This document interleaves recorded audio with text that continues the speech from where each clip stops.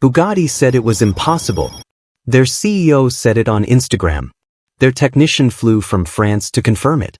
Their lawyers enforced it through a locked VIN. Their dealers repeated it through every refused parts request. Impossible.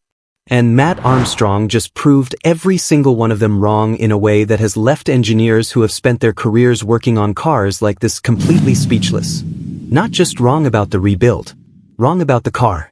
Wrong about what is inside it. Wrong about the supply chain they claimed was exclusive. Wrong about the complexity they claimed was unreachable. Wrong about the barriers they claimed were impenetrable. Wrong about everything. And what he revealed when he proved them wrong is the most shocking engineering story the automotive world has ever seen told by someone who was not supposed to be telling it. Think about what it means for an automotive engineer to be stunned. Because engineers are not easily impressed. People who spend their careers understanding how the most complex machines ever built work, who have seen the inside of every system and understand every decision and can trace every component back to the spec sheet that defined it, are not people who are surprised by what they find inside cars. They know what is in there. They understand why it is in there. And they have a framework for understanding anything new they encounter that prevents genuine surprise almost by definition. And yet the revelations that Mat Armstrong produced through his Bugatti Chiron per Sport rebuild have been described by automotive engineers with decades of experience as genuinely stunning. Not impressive. Not interesting. Stunning. The specific word that describes the experience of encountering something that falls completely outside the framework you had for understanding it. And what Mat Armstrong revealed fell completely outside the framework that even the most knowledgeable people in the automotive engineering community had for understanding what is inside a $4 million Bugatti. But before we go through every stunning revelation one by one, before we walk through each discovery that broke the framework of automotive engineering knowledge and replaced it with something more honest and more surprising and more significant, we need to understand the specific nature of Mat Armstrong's approach to this build that made the revelations possible. Because the revelations did not happen because Mat Armstrong is a trained engineer. He is not. He openly says so. He learned mechanics by watching his father Tony in a garage in Leicester. He taught himself every technique he has ever used on camera, sharing every mistake with the audience that grew around his honesty. He is not formally trained. And that specific absence of formal training is exactly why he was able to see things that formally trained people in the automotive industry had either not seen or had chosen not to say publicly. Because formal training comes with a framework. And frameworks, when they are built around manufacturer narratives about exclusivity and complexity and the necessity of authorized repair, can obscure what is actually there. Mat Armstrong had no framework. He just removed the parts and read what was on them. And what was on them stunned the engineers who knew what a Bugatti was supposed to contain. The 14 titanium bolts are where the engineering revelations begin. Because Mate Rimac, in his 10-minute Instagram video explaining why the Bugatti Chiron rebuild was impossible outside two specific facilities in the entire world, cited the chassis split as the primary technical barrier. The specialized equipment. The specific tools that only two places on Earth possessed. And when Mat Armstrong and his team removed the airboxes and found 14 structural titanium bolts fastening the front and rear sections of the Chiron together, when they disconnected the battery terminals and the coolant lines and the electrical looms and located the remaining fasteners and the fuel lines, when they applied gentle persuasion and the front tub separated from the rear drivetrain frame, the specific claim about specialized equipment was not just disproven. It was exposed as a description of Bugatti's process rather than a description of the physics. The physics required understanding and patience and the right sequence of steps. Not equipment available at only two facilities in the world. 14 titanium bolts. Accessible with the right knowledge. And the knowledge was findable. By someone who was not afraid to look. What was revealed when those front and rear sections separated was the first genuinely stunning engineering discovery of the rebuild. Because the forces of the crash had shoved the engine of the Bugatti forward. Into space it was not designed to occupy. Squashing a coolant pipe. Denting surrounding areas, and revealing at the center of it all, the broken cast aluminium engine mount support bracket. The component that Bugatti designed specifically to fail in a crash to redirect forces through the monocoque and protect the powertrain. Fractured. Completely. As designed. And the stunning thing about this discovery was not that the bracket had broken. It was that it had broken as planned. That Bugatti had looked at the physics of a crash involving a 16-cylinder engine producing nearly 1,500 horsepower and had designed a deliberate failure point into their car. A component engineered to be the weak link. To absorb and redirect forces that would otherwise destroy components worth hundreds of thousands of pounds each. Brilliant engineering. Concealed engineering.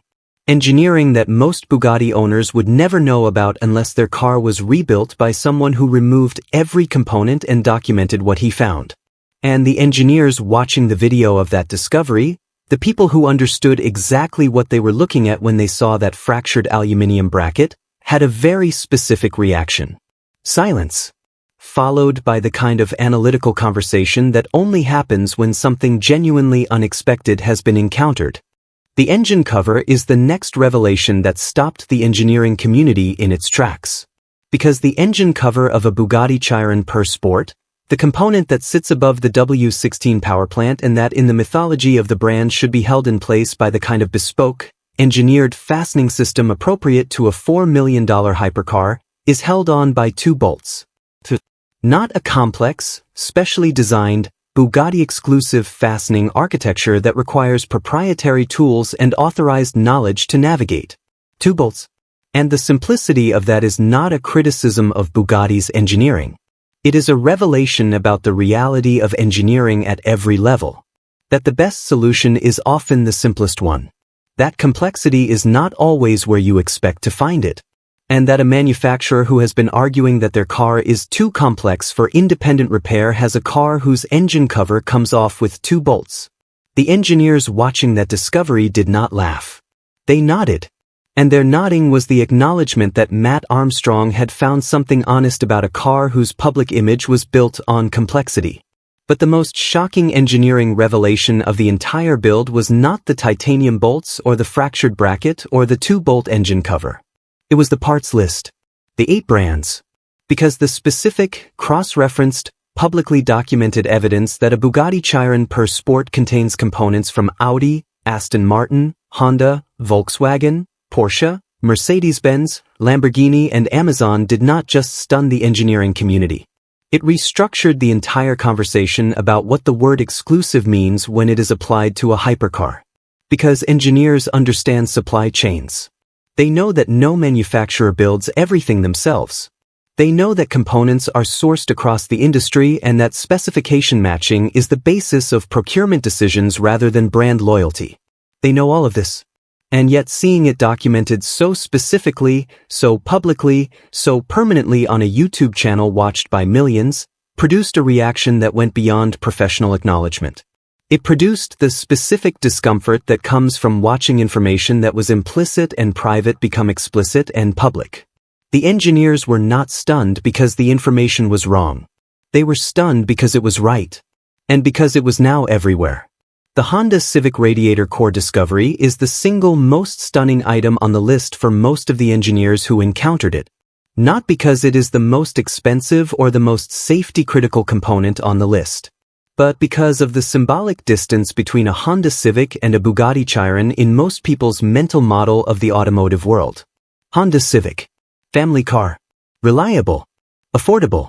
Available at every Honda dealer in every country where cars are sold. Bugatti Chiron. $4 million. One of 60. Available to customers personally approved by the manufacturer. The symbolic distance between those two things is enormous. And the radiator core specification bridges it completely. The Honda Civic radiator cores meet the specification of the components in a Bugatti Chiron's cooling system. And Bob from the machine shop built replacement cores with 75 fins compared to the Honda Civic's 73. 2 extra fins. Improving on the specification that Bugatti chose. In a car that cannot be repaired independently according to the manufacturer who chose it. Using knowledge that the cross-reference process revealed. And the engineers watching that specific detail processed it in the specific way that engineers process something that is simultaneously expected and surprising. They understood immediately why it was true. And they were stunned that it was public. The Aston Martin steering wheel squib is the revelation that produced the longest conversations in the engineering community. Because Aston Martin and Bugatti are not group siblings. They do not share a parent company. They are independent manufacturers at the same level of the premium market. And the fact that a Bugatti engineer specified an Aston Martin steering wheel squib for the Chiron's airbag deployment system means that a Bugatti engineer looked at the Aston Martin parts catalog during the design process and found exactly what they needed. And that means that if Mat Armstrong needed that squib for the rebuild, he needed an Aston Martin part, not a Bugatti part. And Aston Martin parts are available through channels that Bugatti's locked VIN cannot block. Because the VIN is Bugatti's.